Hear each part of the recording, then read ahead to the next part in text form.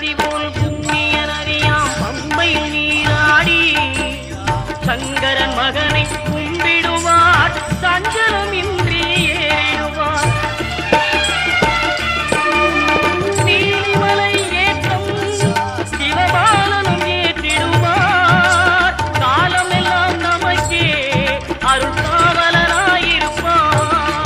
தேகபலம் தா பாதபலம் தா தேகபலம் தா பாதபலம் தா தேகபலம் தா என்ற